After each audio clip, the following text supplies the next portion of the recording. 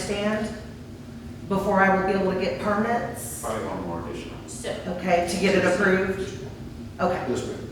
Okay. Should come up the next agenda. actually, Just to explain, the reason for that is what happens is it comes to council first to make a recommendation. Mhm. And then once they make a recommendation, it actually has to be an ordinance. And our Kirby charter requires 2 readings for every ordinance. Okay. So it would actually be 3 consecutive meetings before it's complete.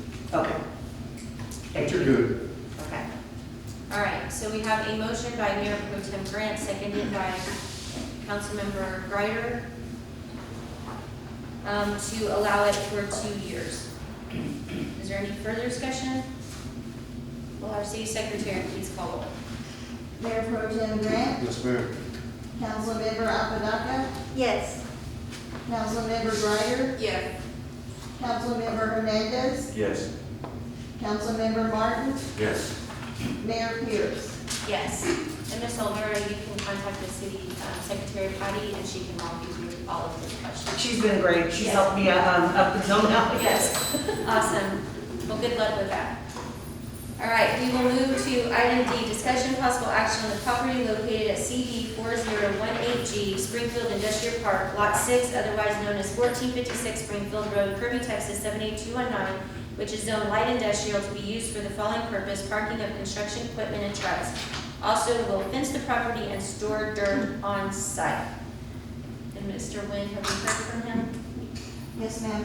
I Okay. did. He is under the weather, but he did want me to reassure the council that he will maintain that property as well as he is lots one to rent. Well, he's done a And I- remarkable job. Yeah, and I was not the proponent for him, but I will say that I've talked to several of the neighbors in that area too, that butted against that, so, and he's kept up with what he said that he would do the last time it was granted, for the other area. He's done a good job. Yeah. Did he, as far as the, dirt that's going to be stored, do we know if it will be at least underneath the fence, like as tall or? Okay.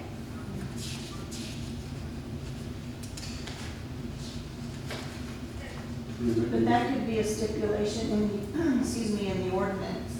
Right. I just, if it's got, if the dirt is there, I just don't want it to blow if it's windy or whatever, to blow if it's not covered dirt, if it's loose dirt or what have you, almost, to blow the wind on the back of the houses, or even across the street, or, Okay, who's gonna read this one? So I have a question also.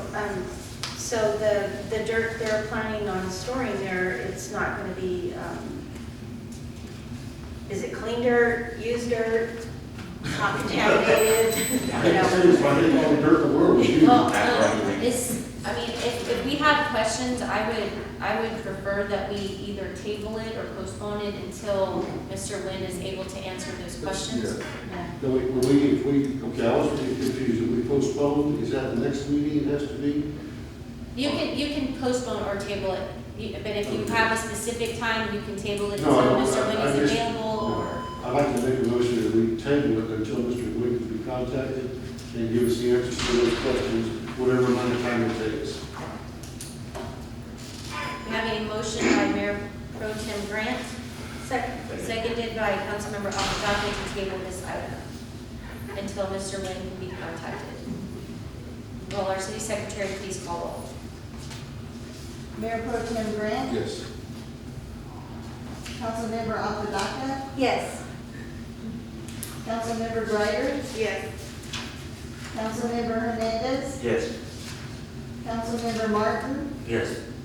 Mayor Pierce. Yes. Hopefully we can bring that back Yeah. next meeting. All right, item E, update, discussion, and possible action on San Antonio water system sewer rates for the city of Kirby and current customer costs. I'm going to go first, and then Mr. Adams is already in place for the questions that are going to come his way. So first I want to preface this by saying this is something that staff has talked about for the last about 3 months, and we said that we would be bringing this to council for discussion in early 2021. It had nothing to do with the the recent storm. And the reason we wanted to bring this up is because there's still a lot of confusion about San Antonio water system versus Kirby water system. So, I know we have some new members, but I want to make sure everybody understands that, the city of Kirby owns and operates our own water system. But we do pay San Antonio water system, SAWS, to treat our sewer. And that comes at a cost. And so, wanted to give you a little bit of some historic analysis, at least in the time that I've been here, about what those current costs are and what that gap is that the city pays versus what we're passing on to our customers and our Kirby residents. San Antonio Water Systems, is an entity owned by the city of San Antonio, but they're managed and operated by an independent board, and they have their own CEO. So that is the group that votes and decides what their rates are. And anytime they vote on an increase, they automatically pass that increase on to the jurisdictions like Kirby who are paying them. And there's no way to opt out of that. There is no differentiation in maybe a community twice the size of Kirby, what they pay versus what the city of Kirby pays per our size. They charge you per connection. And they're going to charge you that same fee per connection. So if you look at the analysis that's in your packet, I want to start with 2013 and just kind of talk about what the increases were from SAWS and then what the city of Kirby increased when we did increase. So in 2013, SAWS approved a 16.5% increase. And at that time, the city of Kirby also approved a 16.5% increase. So our cost for that sewer went from $14.37 to $16.75 to cover that entire increase. In 2014, SAWS did an increase of 3.8%, and the city of Kirby did a 5% increase. So we went from $16.75 to $17.60. In 2015, SAWS increased by 6.4%, and the city of Kirby did not do an increase. In 2016, SAWS did a 93.14% increase. And that may sound abnormal, but they did vote to do 93.14%. And the city of Kirby did not do an increase. And in 2017, SAWS increased by 5.6%, and the city of Kirby did not do an increase. In 2018, they went up by another 3.6%, and at that time, the city did an 11.55% increase, not catching us up to passing on the cost in total, but just getting us a little bit closer. So we went from $17.60 to $19.64.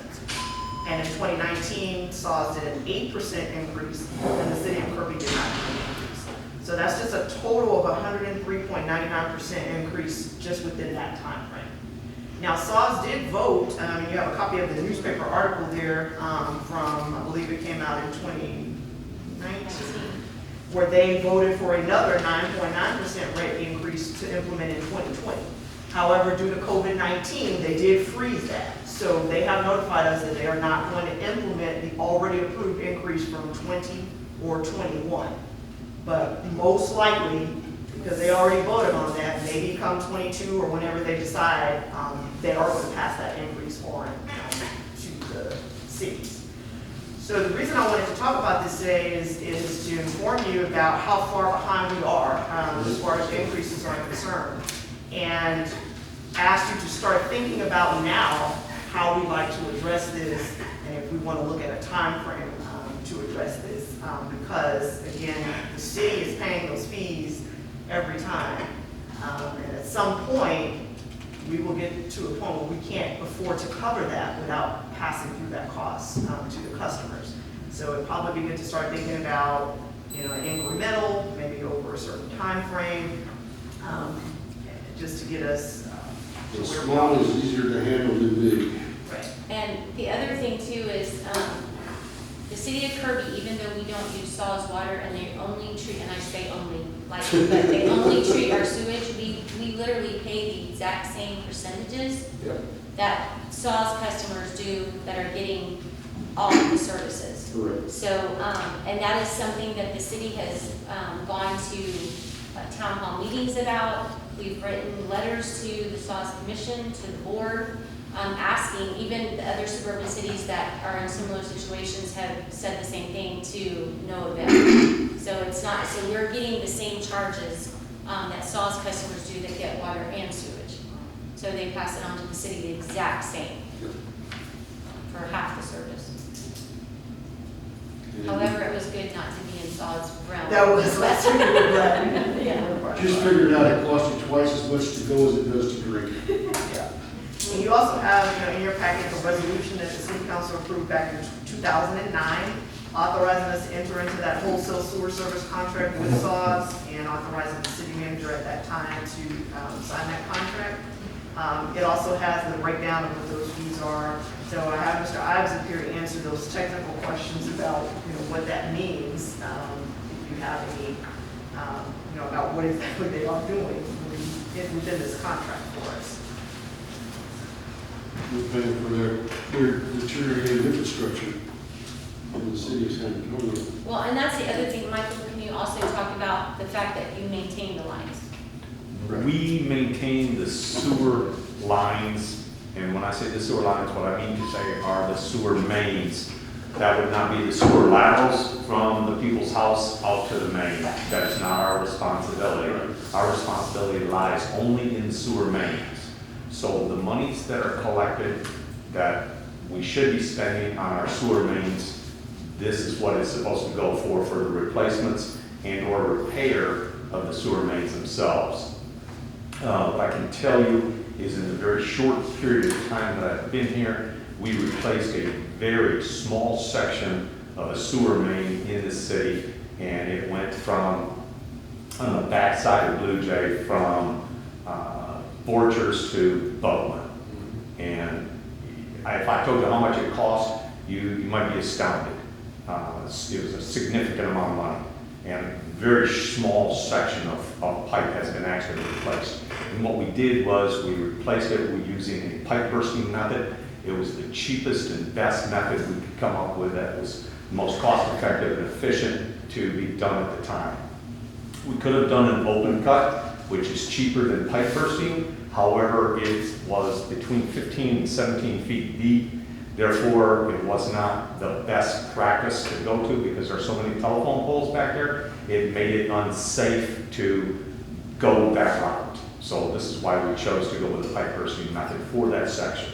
Now, there are other sections in town that you can